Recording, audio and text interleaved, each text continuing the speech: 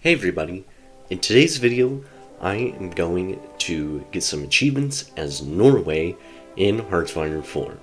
So the main two achievements that I'm going to get, I did get more, but they weren't nation oriented, they were just things I hadn't done yet. The main two achievements are Pinot Noirway and Norway Jose. And let's begin. And now, some of the things that I'm going to be doing in the beginning are mainly to optimize manpower and stuff like that, even though it comes with risks to do no garrison. And then I'm going to do everything in the monarchy path except for actually instating the monarchy. And the main reason that I'm doing that is because I want to get the ability to do the 3 decisions, one that gets rid of the depression, one that raises war support, and one that raises stability. Stability I want to be as high as possible, war support I want to be over 55%, and then obviously I just want to get rid of the Great Depression. And then after that, while I'm doing that, I will do focuses to build up the economy, because you can actually get a pretty big economy as Norway just from focuses. And that's how we'll actually be building up for quite a while.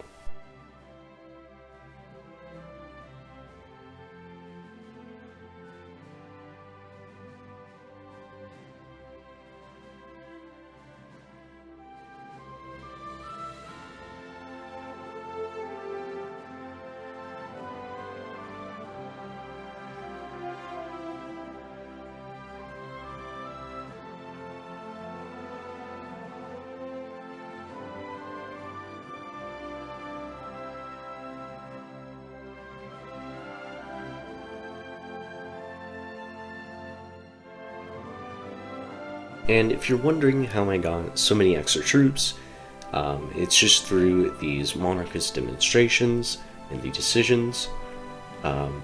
If you do them enough times, you get divisions in each of the states that you're doing that in.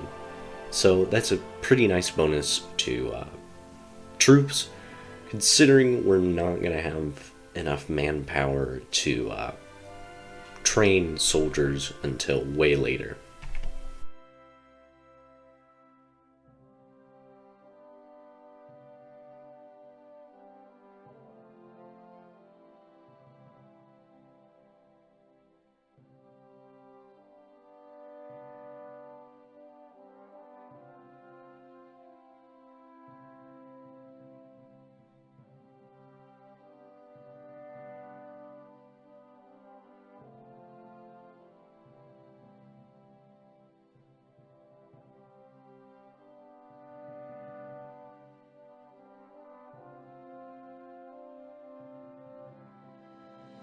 And now, after basically doubling my economy, we are going to finally become the Kingdom of Norway.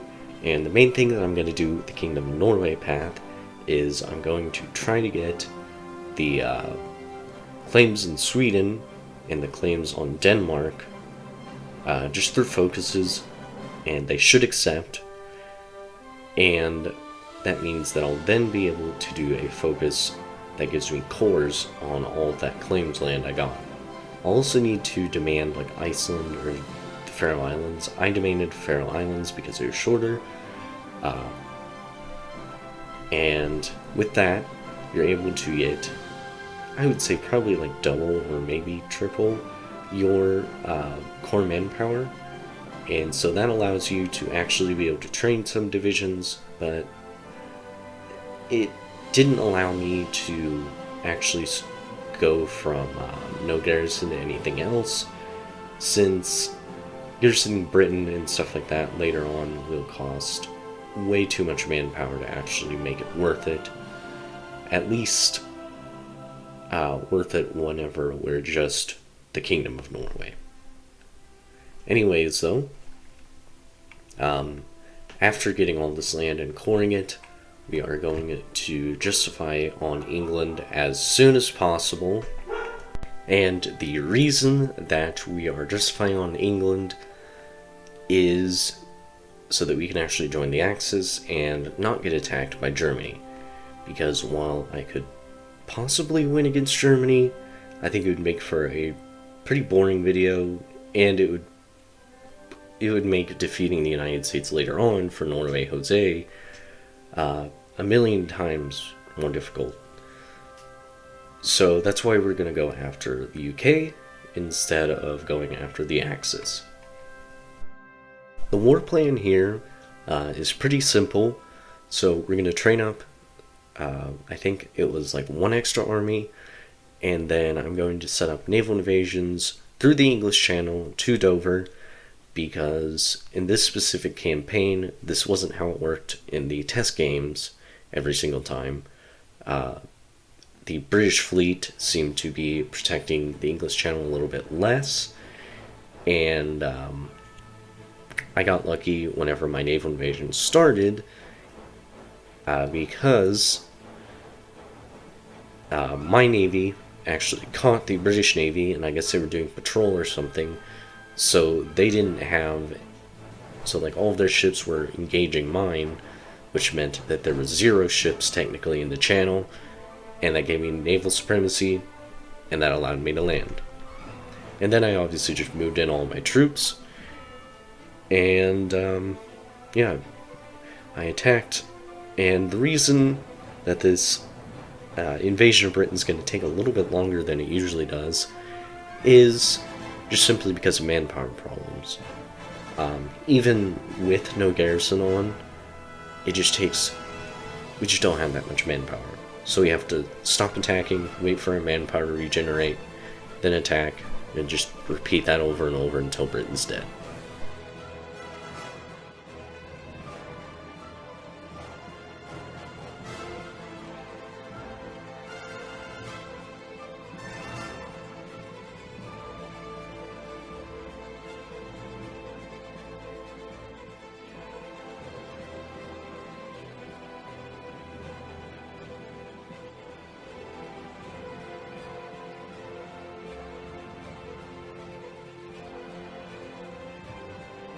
However, we eventually defeat the British, and it was actually kind of a close call. If you saw just for a moment there, the French were invading Norway as I was finishing off Britain, so I was probably very close to capitulation, so it's pretty lucky that I was able to defeat Britain when I did. So the peace deal, I'm just going to take, I think it's Bourgogne or something like that. Basically, it's Burgundy, and the reason I'm going to take that is to get the achievement Pinot Noirway, and then I'm just going to take like Britain and stuff, well, England mainly, in order to be able to do Danelaw later on, and then we are going, not Danelaw, North Sea Empire.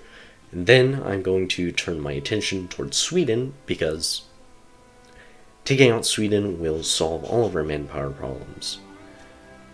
Well, not all of them, because for some weird reason, Greenland is considered mainland Denmark. I think that was, I don't think they intended for that to happen, but it just is considered that, so I had to declare war on the United States later to even form the North Sea Empire. We were going to do that anyways, but it was just kind of I would have liked to have the North Sea Empire beforehand. But anyways, after dealing with Sweden, which isn't very hard, it's just that Germany was really annoying the peace deal, we're going to have to go over and attack the US.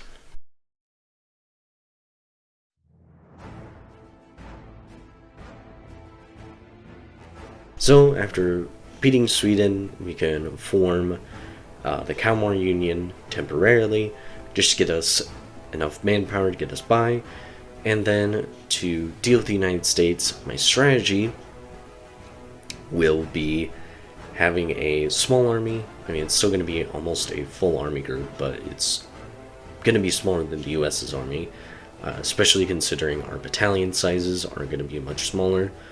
Of the small army is going to be comprised of pretty decent quality divisions, at least compared to the AI. We're going to have a lot of motorized divisions to be able to just quickly take land as soon as it's open. And I'm also going to research a bunch of Air Force stuff so that we can obviously beat their Air Force. And a big thing with this is also micromanaging. And I'm going to be trying to target the supply lines and stuff like that in order to get some pretty huge encirclements. And we get, I don't know, I'd say 2 or 3 gigantic encirclements. And that's kind of what allows us to even win this war. Because to be honest, if it was just the AI, it would probably just be a never-ending war, or a war that would last until like 1950. So the fact that we were able to get those encirclements with micromanaging and getting through their supply lines was pretty good.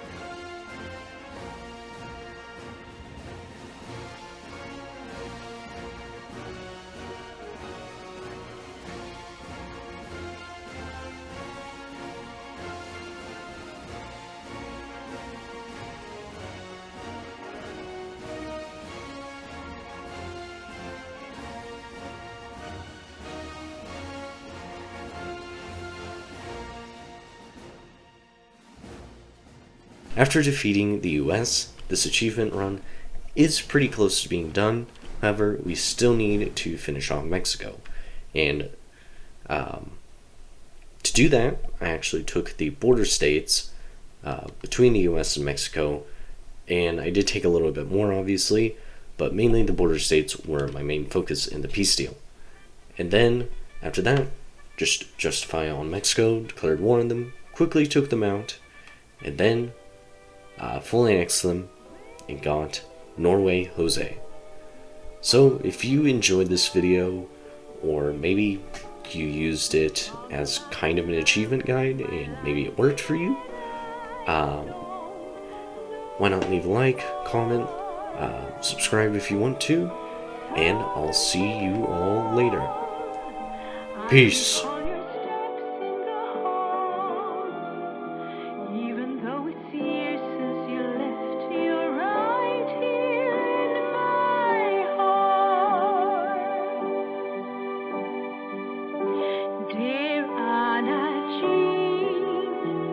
I just received the news.